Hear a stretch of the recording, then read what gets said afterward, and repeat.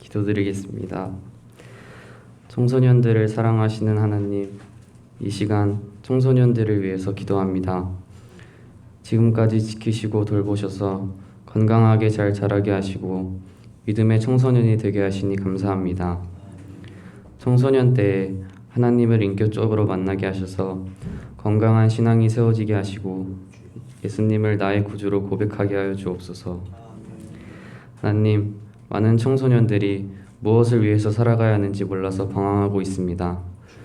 왜 공부를 하고 무엇을 위해서 살아야 하는지 알지 못한 채 세상의 가치를 붙잡기 위해서 살아가고 있습니다. 더 이상 목적 없이 살지 않게 하시고 이 땅에 보내신 하나님의 계획과 목적을 알게 하셔서 열심히 준비하고 각자의 달란트를 잘 사용하여서 하나님께 영광을 돌리게 하옵소서. 하나님, 좋은 친구들을 만나기 위해서 기도합니다. 청소년 때에 좋은 친구들을 만나서 우정을 쌓게 하시고 특별히 믿음의 친구들을 만나게 하셔서 평생 함께 동역할 수 있게 하옵소서. 좋은 친구를 분별할 수 있는 눈과 지혜를 주시고 친구를 하나님께로 인도할 수 있는 능력도 주옵소서. 믿음의 청소년들에게 성령의 충만함을 주옵소서. 성령의 권능으로 세상을 이기고 자신을 이겨서 예수님의 제자들과 같이 증인의 삶을 살아가게 하옵소서. 그래서 많은 사람들을 옳은 대로 돌아오게 하며 별과 같이 빛나는 자들이 되게 하여 주옵소서. 하나님, 돈에 대한 올바른 가치관이 세워지게 하옵소서. 돈을 사랑하는 것이 악의 뿌리라는 것을 알게 하시고 하나님보다 더 사랑하지 않게 하옵소서. 제가 가진 모든 것은 하나님이 주신 것임을 믿음으로 고백하게 하시고 올바른 경제관이 세워져서 돈을 잘 사용할 수 있게 하옵소서. 섬김을 받는 자가 아니라 섬기는 자가 되어서 항상 주는 자들이 되게 하시고 섬기는 자에게 주시는 약속한 축복을 받게 하옵소서. 하나님, 부모님의 사랑을 아는 청소년이 되게 하옵소서. 시대가 점점 악해져서 부모님의 사랑을 알지 못하고 그 권위에 순종하지 않는 자녀들이 있습니다. 하나님이 주신 말씀대로 부모님을 사랑하고 효를 다하여 이 땅에서 잘되고 장수하는 자들이 되게 하옵소서. 하나님, 공부하는 환경이 많이 변했습니다. 이때 마음을 잡아주셔서 힘들지만 낙심하거나 포기하지 않게 하시고 하나님이 주신 꿈과 비전을 붙잡고 인내하여 열심히 씨를 뿌리게 하옵소서. 그 씨가 자라서 정치, 경제, 사회, 문화 모든 분야를 주도하는 지도자로 우뚝 서게 하시고 변화시키는 주역들이 되게 하옵소서. 하나님과 영적인 교제를 사모하여 뜻을 세우고 시간을 정해서 기도하고 성경 말씀을 보게 하시며 예배의 소중함을 알고 전심으로 예배하는 예배자가 되게 하옵소서. 늘 몸과 마음이 건강하게 하여 주시사 영적으로 육적으로 잘 성장하게 하여 주옵소서. 날마다 하나님이 주시는 기쁨 가운데 감사가 넘치게 하시고 하나님의 인도함을 따라 믿음으로 승리하게 하옵소서. 이 모든 말씀 예수님의 이름으로 기도드립니다. 아멘. 예수께서 불러다가 이르시되 이방인의 집권자들이 그들을 임의로 주관하고 그 고관들이 그들에게 권세를 부리는 줄을 너희가 알거니와 너희 중에는 그렇지 않을지니 너희 중에 누구든지 크고자 하는 자는 너희를 섬기는 자가 되고 너희 중에 누구든지 으뜸이 되고자 하는 자는 모든 사람의 종이 되어야 하리라. 인자가 온 것은 섬김을 받으려 함이 아니라 도리어 섬기려 하고 자기 목숨을 많은 사람의 대속물로 주려 함이니라. 아멘.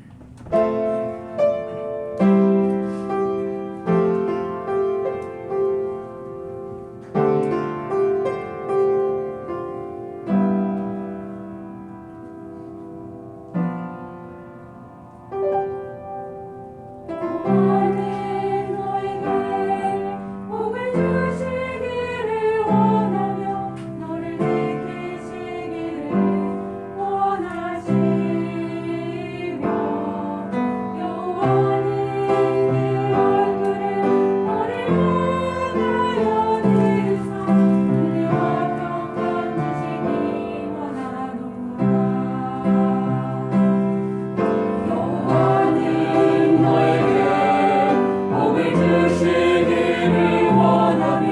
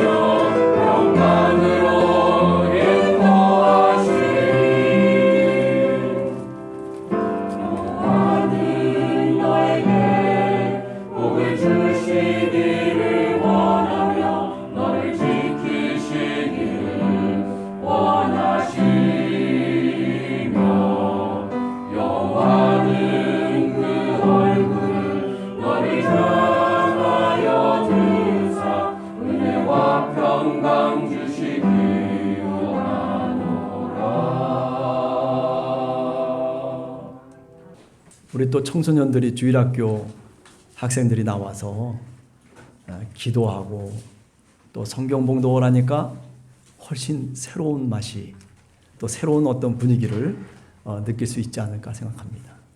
아니 기도를 어떻게 하나하나 그렇게 잘 해놨는지 또 성경 봉독도 참 또박또박하게 잘 했다는 생각을 합니다. 그러면서 한편으로는 내가 키가 너무 작구나.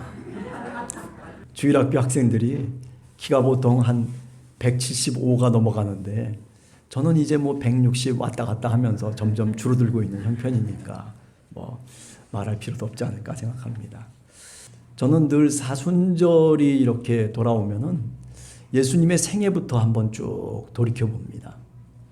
주님께서 어떤 모양으로 이 땅에 오셨고 그리고 어떻게 주님이 살아가셨는지 성경 말씀을 하나하나 읽어가면서 주님의 그 뒤를 한번 쫓아가 보는 그런 순례의 여정을 따라가 보는 그런 기간을 저는 사순절로 이렇게 보내면서 살아갑니다.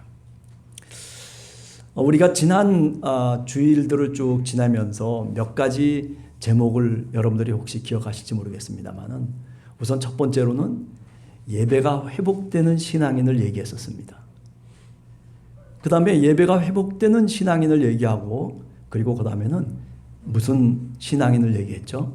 기도하는 신앙인을 얘기했어요. 우리가 정말 그 어떤 무엇보다도 기도해야 된다라고 하는 것을 얘기했습니다. 그리고 기도하는 신앙인 다음에 우리가 어떤 신앙인을 얘기했을까요? 그 다음에는 배우는 신앙인을 얘기했어요. 그래서 우리가 무엇을 예배 시간에 얘기했었습니까? 말부터 배우자. 그래서 어떤 말을 우리가 한번 배웠죠? 그렇죠. 아이고 우리 사모님이 제일 기억하고 계시네. 아멘이라고 하는 말하고 할렐루야라고 하는 말을 우리 갓 태어난 어린 아이들이 처음 말을 배우듯이 우리들도 그런 말부터 배워나가야 된다라고 하는 것을 말씀을 드렸습니다. 자, 한번 아멘 한번 다시 한번 해보겠습니다. 자, 아멘. 예, 아멘.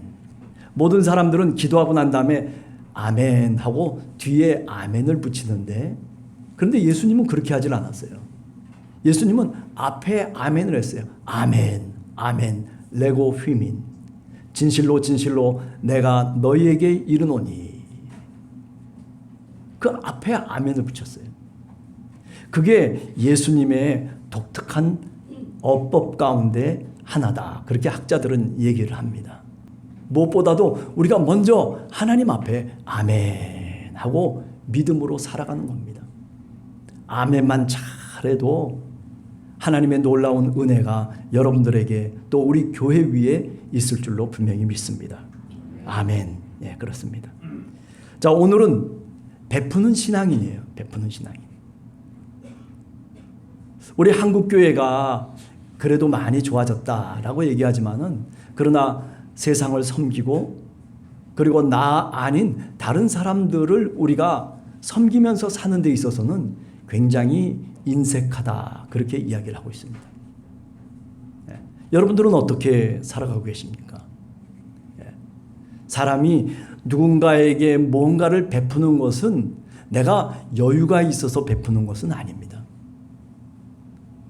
내가 부족해도 내가 뭔가 내 스스로 만족하지 못해도 우리 주님이 우리들에게 그것을 말씀해 주셨기 때문에 오늘 성경 본문에서 우리가 읽어보듯이 어떻습니까? 예수 그리스도가 이 땅에 온 것은 섬김을 받으려 함이 아니라는 거예요. 베풀며 섬기려 하기 위해서 이 땅에 오셨다는 겁니다. 여러분, 예수 그리스도의 삶이라고 하는 것이 뭔가 얻기 위한 삶이 아니었어요. 다 어떻게 했습니까?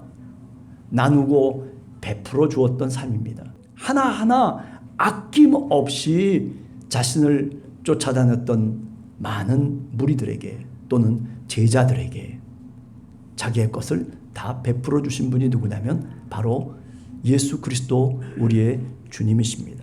그렇다면 예수님은 도대체 무엇으로 우리를 베풀어 주셨고 그리고 누구를 섬겼을까? 마태복음을 생각해 보면 5장에서부터 7장까지를 우리가 보통 뭐라고 호칭합니까? 산상수훈 그렇게 얘기하죠. 모세 오경에만 나오는 그런 율법이 아니라 예수님이 나를 따르는 사람들, 나를 믿는 사람들, 나와 함께 같이 동행해야 될 사람들에게 새로운 율법을 가르쳐 주십니다. 그게 바로 산상수훈이에요. 뭐 예수 그리스도께서 갖고 있는 것이 있습니까? 목수의 아들이죠. 무슨 뭐 재산이 있다거나 또 무슨 뭐 어떤 굉장한 학식이 있는 사람이 아니잖아요. 그 당시에 유명한 랍비들처럼, 그죠? 장로들의 전승을 쭉 읽어가면서 그러면서 성경을 풀어서 설명하고 해설하고 그래서 야 박수를 받으면서 회당 속에서 많은 사람들이 저분은 랍비고 저분은 지식이 있는 분이다 이렇게 칭송함을 받기 위한 그런 지식과 능력이 있는 예수 그리스도는 아니었어요. 목수의 아들이에요. 뭐 많은 것을 배웠겠습니까? 그런데도 불구하고 우리가 마태복음 5장 7장을 읽어가면서 생각나는 것은 뭐냐면 예수 그리스도께서 그 많은 사람들에게 말씀으로 섬겼다는 거예요. 여러분, 우리는 누군가를 섬기고 그리고 누군가의 무엇을 베푼다라고 얘기할 때 꼭 어떤 재물이나 또는 어떤 내 수고와 땀만을 생각할 때가 있어요. 그래서 쉽게 포기해버리고 말아요. 그러나 여러분, 예수 그리스도는 하나님의 말씀으로, 하나님 나라의 말씀으로 그 많은 무리들을 섬기고 있다는 것입니다. 이 사순절 기간 동안 그래요, 여러분과 제가 우리가 살아가는 삶의 세상 속에서 우리가 뭔가를 베풀며 나누면서 살아야 되는데 그 가운데 가장 중요한 것은 뭐냐면 바로 하나님의 말씀을 베풀고 나누라라고 하는 거죠. 그런데 그 하나님의 말씀을 베풀고 나누는 장소가 어디일까? 대단한 무슨 뭐 큰 공간을 우리가 얘기하는 것이 아니라 내가 사랑하는 자녀들, 내가 사랑하는 부모, 내가 사랑하는 형제들, 먼저 그들과 함께 하나님의 말씀을 나누고 베풀라는 겁니다. 이게 대단히 중요한 겁니다. 신앙생활을 해나가면서 우리는 너무 먼 것을 얘기할 때가 많아요. 아니, 우리는 너무 큰 것을 얘기할 때가 많아요. 내 옆에 있는 게 사실은 중요하고 내 옆에 지금 너무나도 중요한 것들이 내 옆에 있는데도 불구하고 그것을 생각지 않고 저 멀리만을 바라볼 때가 많단 말이에요. 여러분, 이 사순절 기간 동안 우리가 정말 많은 사람들과 어떻게 무엇을 나눌 것인가 라고 그렇게 질문할 때 그것에 대한 대답은 예수 그리스도의 삶을 통해서 분명히 우리가 깨닫게 됩니다. 첫 번째는 뭐라고 그랬죠? 말씀을 나누어라 라고 하는 거죠. 네. 예수님께서 어떻게 세상을 섬겼고 그리고 어떻게 당신의 그 은혜를 베풀었는가라고 가만히 들여다보면 답이 한 가지 있어요. 그건 뭐냐면 병자와 죄인들과 그리고 그 당시 연약한 사람들을 찾아다니면서 고쳐주면서 그들을 섬기고 은혜를 베풀었다라고 하는 거죠. 그래도 내가 생각할 때 긍휼을 베풀 수 있고 그리고 참 마음의 안타까움을 내가 느끼는 바로 그 사람을 찾아다니면서 그러면서 그들에게 병을 고쳐주고 그리고 위로의 말을 전달하는 거죠. 여러분들이 살아가면서 사실은 이렇게 예수 그리스도의 삶을 산다라고 하는 것이 어려운 것이 결코 아닙니다. 신명기 31장이라든지 34장을 읽어보면 하나님의 말씀을 우리가 준행하는 것이 저 멀리 하늘 너머에 있는 것이 아니라는 거예요. 아니, 땅 저 밑에 가서 그래서 그 말씀을 실행할 만큼 그렇게 어려운 것이 결코 아니라는 거예요. 하나님의 말씀을 실천하고 실행하는 것은 사실은 내 옆에 바로 있다는 거예요. 문제는 우리 스스로, 그죠? 하나님의 말씀을 실천하고 실행하는 것이 무거운 짐으로만 느끼기 때문에 문제인 겁니다. 사실은요, 이렇게 적은 것부터 하나 둘씩 우리가 실천해 나가면, 그러면 하나님의 말씀의 반석 위에 집을 세울 수 있는 겁니다. 말로만이 아니라, 그저 생각만이 아니라, 마음으로만이 아니라 우리가 그렇게 살아가야 되는 줄로 분명히 믿습니다. 예수 그리스도께서 도대체 어떻게 세상을 섬겼을까? 그 대답이 분명한 게 있어요. 그것은 뭐냐면 십자가로 세상을 섬겼다라고 하는 거죠. 그 십자가의 길이 무엇이겠습니까? 그 주님께서 지신 그 십자가가 도대체 어떤 의미를 갖고 있는 것일까요? 저는 생각할 때 그것이 바로 주님의 사랑이라고 생각해요.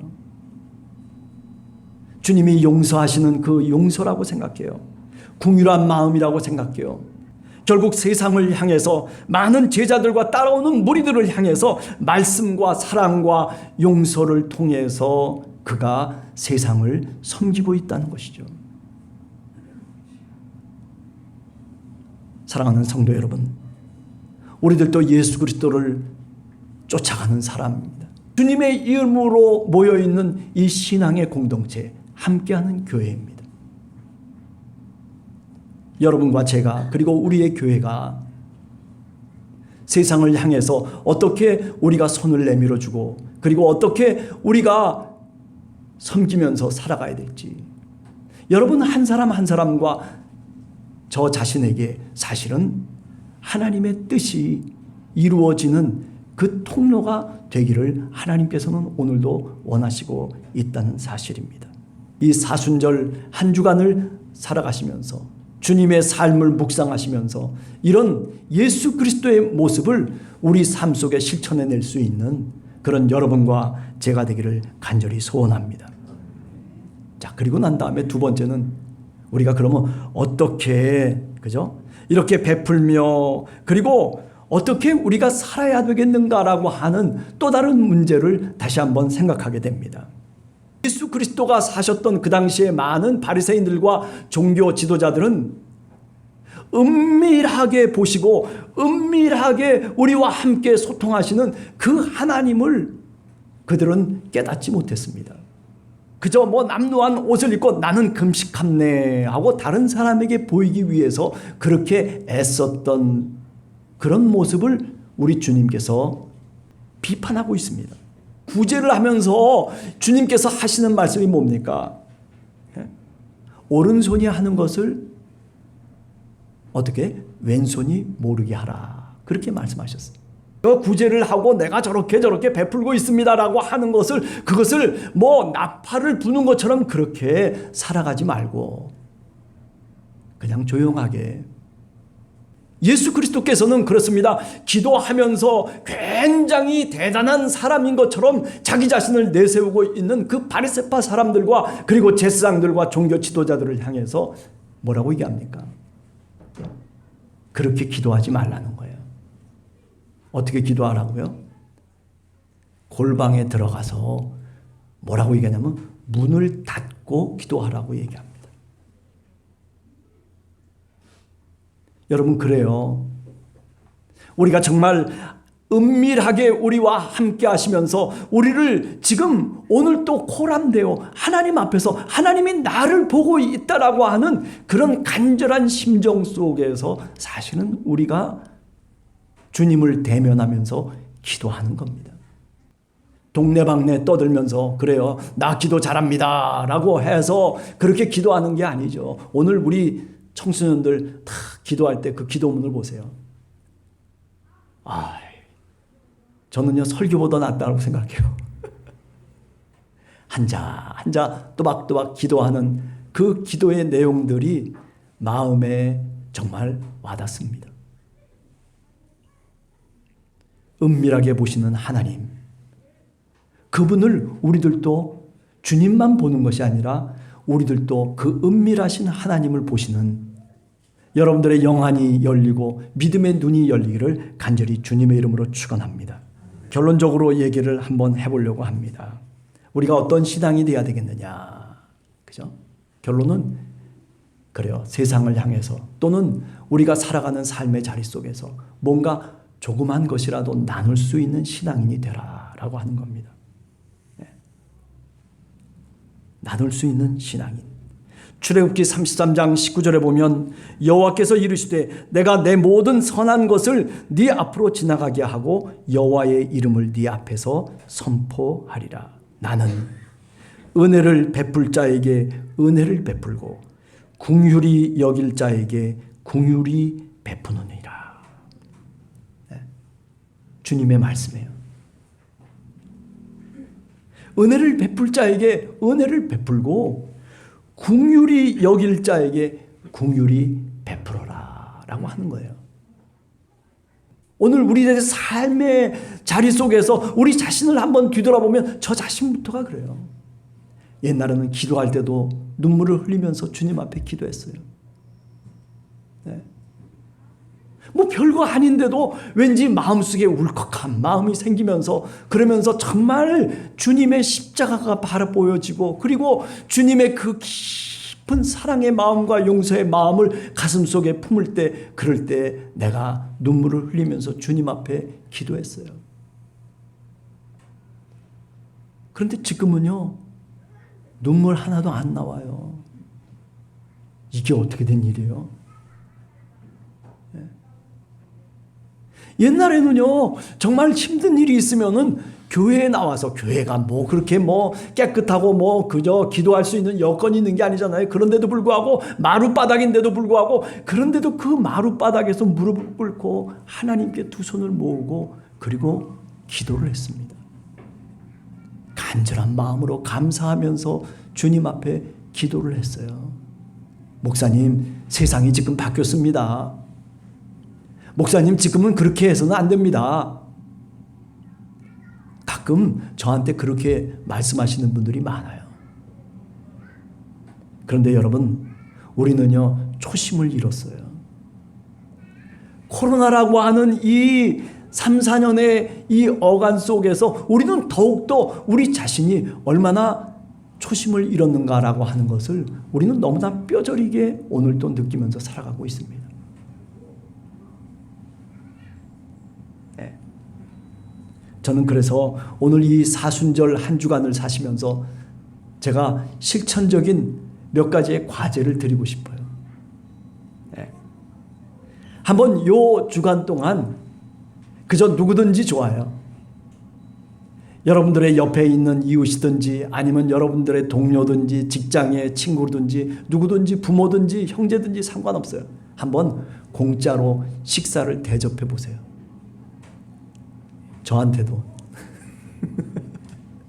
아, 목사님 식사나 한번 합시다. 아니 어머니 식사나 한번 하시죠. 예? 이유가 없어요. 그냥 한번 베풀어 보세요. 자, 약속하시겠습니까? 아멘. 좋아요. 누구든지 상관없어요. 네. 한번 이 사순절 기간 한 주간을 보내면서 한번 그래요. 뭐 그게 돈이 10,000원, 20,000원의 문제가 아니잖아요. 내가 그냥 하나님께 받은 은혜가 있기 때문에 하나님이 나를 사랑하시기 때문에 하나님이 나에게 베풀어 주신 것 때문에 나는 이유가 없어요. 그냥 나도 힘들게 살아가요. 나도 돈이 없고 나도 이렇게 건강도 없고 나도 이렇게 살아갑니다 라고 하는 것만 하나님 앞에 우리가 얘기할 것이 아니라 그죠? 그럼에도 불구하고 내가 베푸는 거예요. 내가 섬기는 겁니다. 이게 신앙의 출발점인 겁니다. 예수 그리스도는 무슨 뭐 갖고 있는 게 많으셔서 그래가지고 뭐 하나님의 아들이시니까 뭐 당연히 뭐 우리들에게 이런 것 저런 것들을 다 주신 겁니까? 아니죠. 네, 그렇지 않습니다.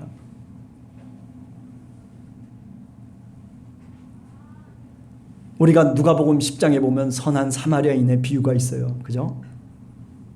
그 선한 사마리아인의 비유 속에서 강도 만나서 이제 사경을 헤매는 사람이 바로 옆에 있었어요. 그런데 제사장은 그거 보고 슬쩍 피해 지나가 버리고 맙니다. 레위인? 레위인도 지나가 버려요. 그런데 가당치 않은 어떤 한 사마리아인이, 이름도 안 나와요. 그런데 그 사마리아인이 그를 붙잡고 그리고 싸매주고 치료하고 그리고 여관에 데려다 주고 그를 돌보고 그리고 나중에 혹시 모자라는 것이 있으면 돌아와서라도 자기가 그 사람을 위해서 이렇게 하겠노라고까지 결심하면서, 그죠? 사마리아인의 비유를 우리는 너무나 잘 알지 않습니까? 그 강도 만난 사람의 이웃이 되라는 거거든요. 그것은 뭐로부터 출발하냐면 이렇게 섬기고 베푸는 것으로부터 출발해요. 이유가 없어요. 하나님이 주시는 궁휼한 마음을 갖고 우리가 베풀며 섬기는 겁니다. 자, 그 다음에 두 번째, 하나 더 여러분들에게 실천적 과제를 한번 오늘 제시하려고 합니다. 한 주간 동안 있잖아요. 자녀들에게 칭찬과 격려의 말을 한번 해보세요. 너 오늘 참 대단했다. 너 하나님이 정말 사랑하시는 것 같아. 내 옆에 있는 아내와 남편에게 한 번쯤 그런 얘기를 우리가 한 주간 동안 한번 해보면서 지나면 어떨까? 옆에 있는 분들에게 한번 격려하고 칭찬하고 그리고 위로를 줄 수 있는 그런 말을 한 주간 동안 해보자는 거죠. 자, 옆에 있는 분들하고 한번 얘기해 보겠습니다. 참 이쁘세요. 참 사랑합니다. 뭐 이런 등등의 많은 이야기들을 한번 해보세요. 말로 하는데 뭐 어렵습니까?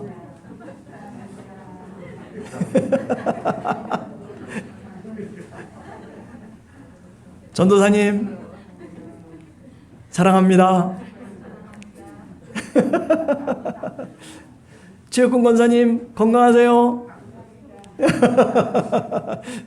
박순애 집사님, 네.